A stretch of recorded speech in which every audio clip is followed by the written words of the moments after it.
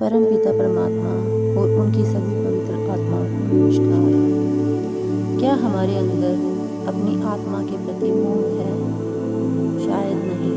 असल में ऐसा लगता है कि हमारा दुनिया की वस्तुओं के साथ अधिक प्रेम है और जो हमारा असल अस्तित्व है उसके साथ हमारा कोई मोह प्यार नहीं। हम कह देते हैं ये हमारे बच्चे हैं, ये हमारा परिवार है आदि।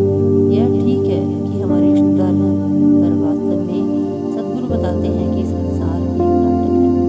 अनंत जन्मों में हमारे अनेक पति हो चुके हैं, अनंत पत्नियां हो चुकी हैं, अनंत बाल बच्चे हो चुके हैं। एक बार की बात है, किसी का अपनी पत्नी के साथ बहुत प्रेम था। जब पत्नी की मृत्यु हो गई तो उसने अपनी पत्नी को एक संदेश भेजना चाहा।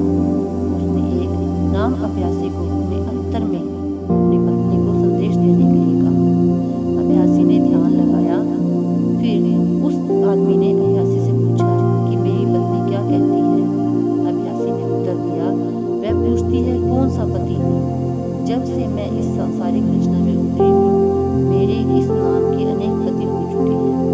आप कौन से पति की बात कर रहे हैं? यह है हमारे मन की सीमा।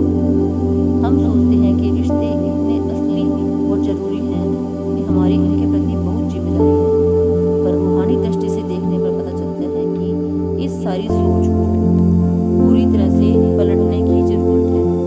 जो कुछ हम इस समय कर रहे हैं उसके बिल्कुल विपरीत करना चाहिए।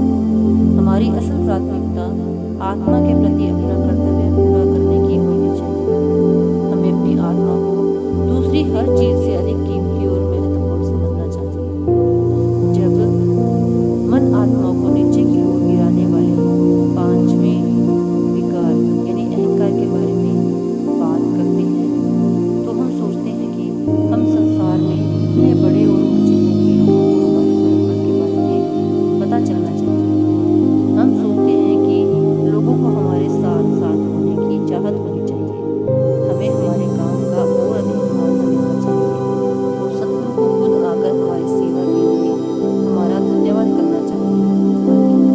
हमारे अंदर इतना ज्यादा अहंकार भरा हुआ है, पर जब रूहानियत की बात आती है तो हम नम्रता की प्रतिमा बन जाते हैं और अत्यंत तुच्छ और गुणहीन बन जाते हैं। हम कहते हैं कि हम अपना बचाव और अपने मन के साथ लड़ाई कर सकने के योग्य नहीं है। हम कहते हैं, हे सद्गुरु, तू ही यह काम कर दे, तू ही हमारी जगह भजन सूजन कर ले।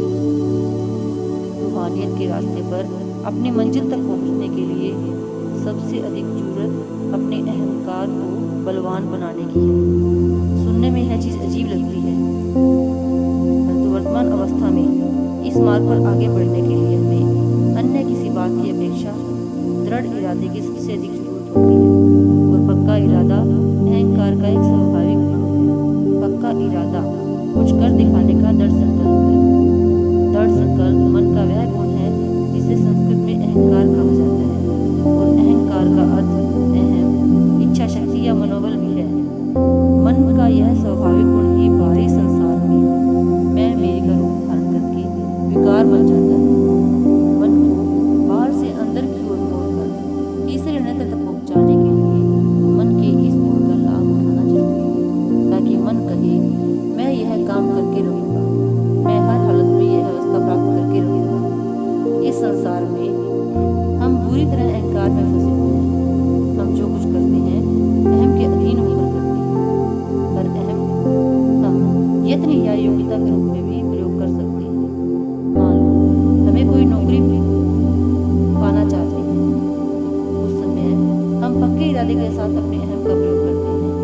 जब स्कूल में जाते हैं तो कहते हैं मैं यह परीक्षा पास करके रहूंगा, मैं फलां नौकरी पाने के लिए डिग्री अवश्य प्राप्त करूंगा, मैं इस कार्य में सफल होकर रहूंगा। जब सच्चे दिल से कुछ प्राप्त करना चाहते हैं तो यत्न करके उसको प्राप्त भी कर लेते हैं।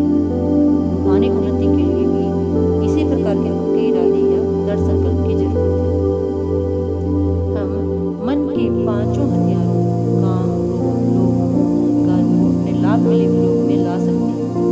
ये 5 दुश्मन या 5 अवगुण जो रूहानी उन्नति की राह में रुकावट डालते हैं